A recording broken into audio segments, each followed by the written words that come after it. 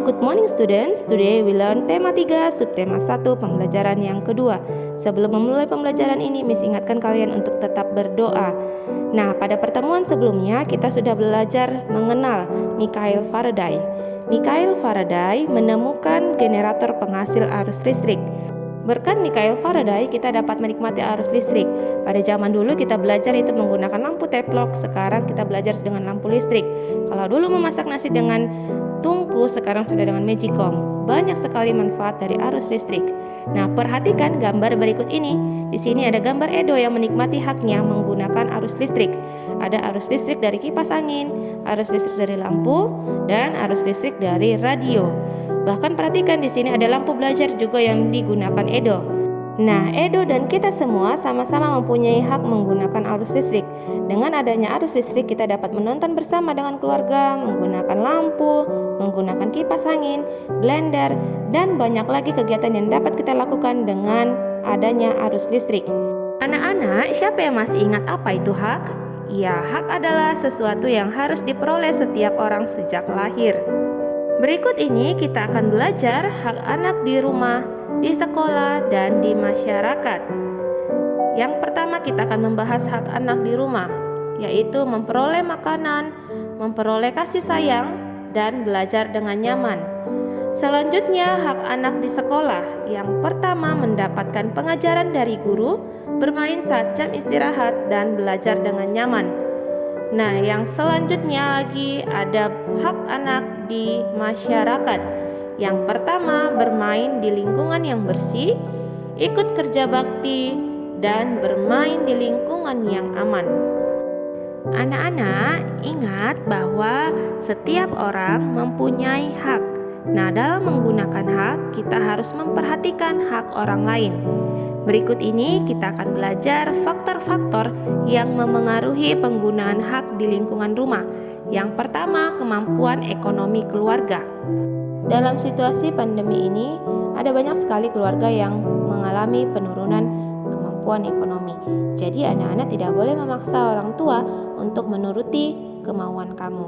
Oke anak-anak? Yang kedua, aktivitas orang tua. Nah, ini juga karena situasi dan kondisi mengharuskan orang tua juga harus bekerja keluar rumah. Jadi anak-anak tidak boleh juga memaksakan kemauan kalian terhadap orang tua. Dan yang ketiga, aktivitas lain di rumah. Misalnya ada tetangga kita yang sedang bertukang. Nah, kamu tidak boleh memaksa untuk mereka berhenti bertukang. Berikut ini adalah faktor-faktor yang mempengaruhi penggunaan hak di lingkungan sekolah. Yang pertama, waktu belajar. Yang kedua, waktu bermain. Dan yang ketiga, aktivitas lain di sekolah. Selanjutnya, faktor-faktor yang mempengaruhi penggunaan hak di lingkungan masyarakat. Yang pertama, kesadaran masyarakat dalam menjaga kebersihan. Yang kedua, usia. Dan yang ketiga, kesadaran masyarakat dalam menjaga keamanan. Sampai di sini dapat dimengerti ya anak-anak Miss? Anak-anak, di sini ada beberapa gambar. Perhatikan gambar yang pertama. Apakah dia sudah mendapatkan haknya untuk memperoleh pendidikan? Ya, dia sudah mendapatkan haknya untuk memperoleh pendidikan. Kelihatan ya, dia sudah pakai baju seragam. Oke, gambar yang kedua, apakah dia sudah mendapatkan haknya untuk menyampaikan pendapat? Ya, dia sudah mendapatkan haknya untuk menyampaikan pendapat. Gambar selanjutnya yaitu apakah dia sudah mendapatkan haknya untuk memperoleh hidup yang aman? Belum. Dia belum mendapatkan haknya untuk memperoleh hidup yang aman. Di sana kelihatan dia sedih ya Nana Miss.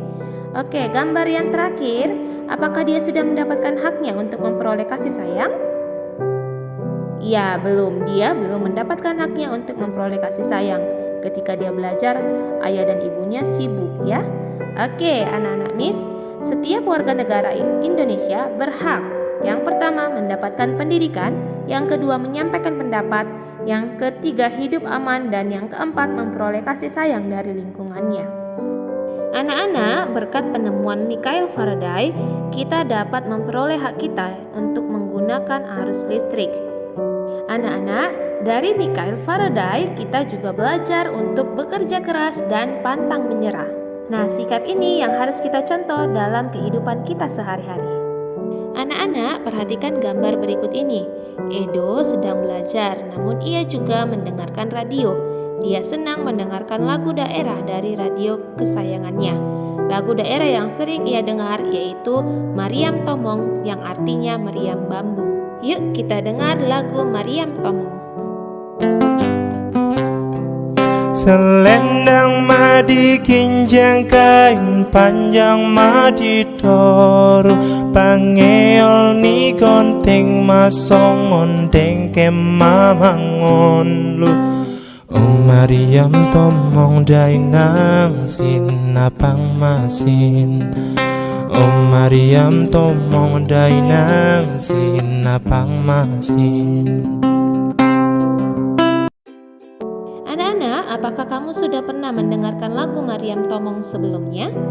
Nah, ketika kita mau bernyanyi Mariam Tomong, kita harus memperhatikan interval nada. Nada merupakan bunyi yang beraturan serta memiliki tinggi dan rendah yang berbeda-beda.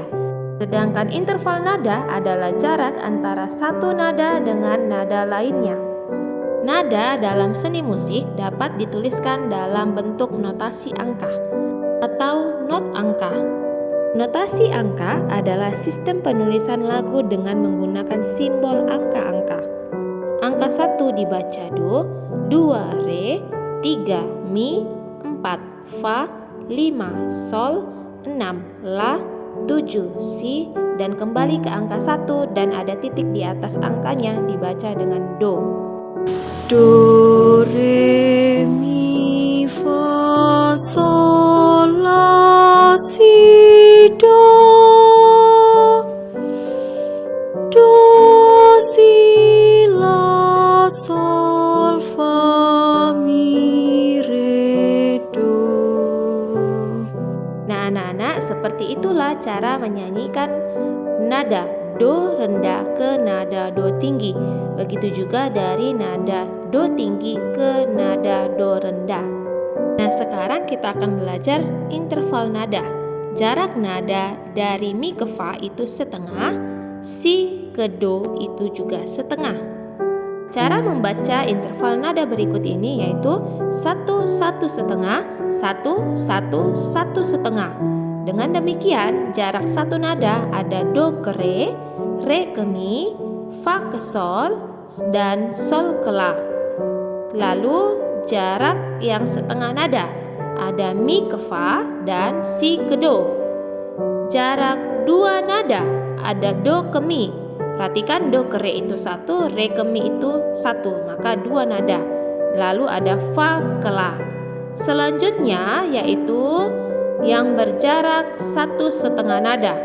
Ada Re ke Fa, Mi ke Sol, dan La ke Do. Perhatikan, Re ke Mi itu 1, Mi ke Fa itu setengah, maka 1,5 nada jaraknya.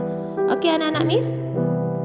Nah anak-anak, silakan kalian berlatih bernyanyi lagu Mariam Tomong. Karena pada pembelajaran berikutnya nanti Miss akan minta kalian untuk menyanyikan lagu ini dengan baik. So, tetap berlatih dan pantang menyerah. Oke anak-anak Miss, sekarang kita lanjutkan pembelajaran yang ketiga. Kita telah mengetahui beberapa tokoh yang berhasil mengubah kehidupan masyarakat dunia berkat penemuannya. Lalu, siapakah tokoh penemu di bidang olahraga? Baca informasi berikut untuk memperkaya pengetahuanmu tentang para tokoh penemu tingkat dunia. James Naismith. James Naismith lahir di Kanada 6 November 1861. Ia adalah penemu olahraga bola basket. Naismith saat itu ditantang mencari cara untuk menghilangkan kebosanan yang dialami murid-muridnya dalam pelajaran olahraga saat musim dingin. Terinspirasi oleh suatu permainan yang pernah ia mainkan saat kecil di Ontario, Naismith kemudian menciptakan permainan yang kemudian dikenal sebagai bola basket pada 15 Desember 1891. Nah anak-anak, selain Michael Faraday, kita juga sudah mengenal James Naismith, yaitu seseorang yang menemukan olahraga bola basket. Apakah kalian mau seperti Michael Faraday dan James Smith?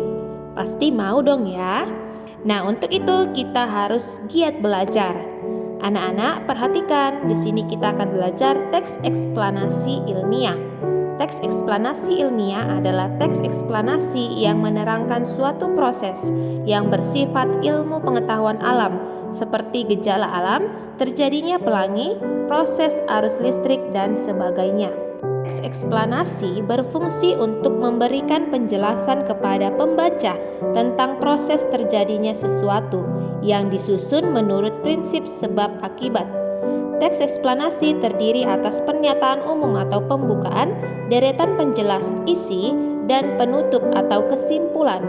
Bagian pernyataan umum berisi informasi singkat tentang apa yang akan dibicarakan atau diinformasikan.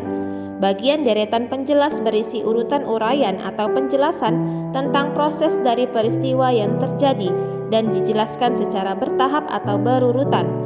Bagian penutup adalah kesimpulan yang berisi interpretasi atau pendapat singkat penulis tentang topik yang dijelaskan.